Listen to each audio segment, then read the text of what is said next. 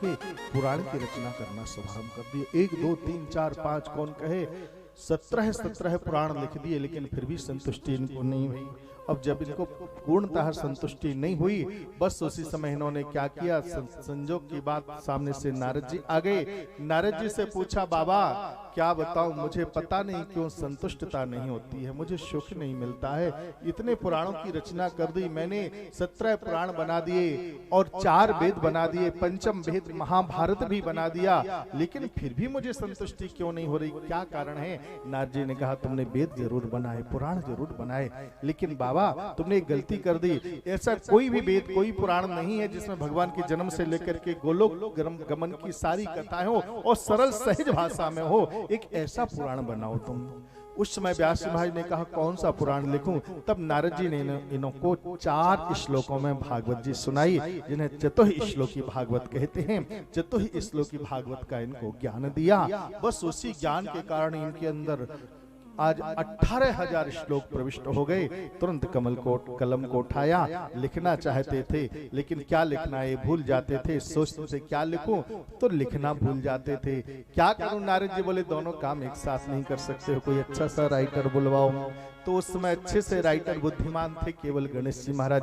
गणेश जी महाराज को बुलवाया गया। गणेश जी महाराज राइटर बनकर के आए, इन्होंने लिखा और व्यास जी महाराज बोलते चले गए। 1 दिन पूरा हो गया, 2 दिन पूरे हो गए, 3 दिन पूरे हो गए, 4 दिन पूरे हुए, एक गड़बड़ हो गई। क्या हुआ? बोले गणेश जी महाराज लिखते गए और व्यास जी महाराज बोलते ही गए। इतने में लिखते लिखते लिखते लिखते क्या हुआ, गणेश जी महाराज को थोड़ा सा ज्वर आ गया, बुखार आ गया। अब ज्वर आया, हाथ कांपने लगा। सोचा क्या करें? व्यास जी महाराज ने सोचा, देखो 7 दिन में इसको लिखना है, 7 ही दिन में बोलना है। अगर कहीं कलम बंद हो गई ना तो पुराण अधूरा रह जाएगा, क्या करूं? तो क्या हुआ, व्यास जी महाराज बोलते भी गए और गणेश जी महाराज लिखते भी गए।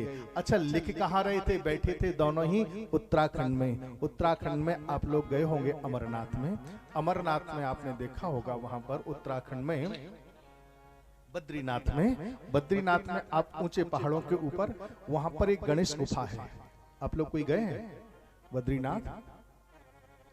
आप गए हैं? वो माना गांव के पास में, जहां भारत की आखिरी चाय की दुकान है, वहां पर व्यास गुफा है और गणेश गुफा है। वहां पर भागवत जी लिखी गई थी, और वो भी आज जो पत्थर है ना, बिल्कुल ऐसे लगते जैसे पुराण रखा हो। वो पुराण की तरह आज भी वहां पर रखा हुआ है। तो वहां पर अलकनंदा जी नीचे से बह रही हैं किनारे से। तो अलकनंदा जी के किनारे बैठ करके जैसे ही रचना कर रहे थे, उसी समय क्या हुआ, इनको ज्वर आया। व्यास भाई ने क्या किया, अलकनंदा जी से थोड़ा सा जल लिया और जल लेकर के मिट्टी के सहित लिया, इनके ऊपर डालना। पहले क्या था, पहले कोई दवा तो नहीं लेता था, मिट्टी लिया या पानी का कपड़ा लिया, माथे पर रख देते थे, ठंडा पानी, तो बुखार उतर जाता था। वैसे ही इन्होंने क्या किया, शायद वही उपचार किया होगा। ठंडी मिट्टी को लिया, माथे पर रखा, और जैसे माथे पर रखते गए, रखते क्या हुआ, वो पूरे शरीर पर मिट्टी का लेपन हो गया। और लेपन हो गया, बस उसी समय क्या हुआ, करते 7 दिन पूरे हो गए। और जैसे 7 दिन पूरे हुए, भागवत महापुराण की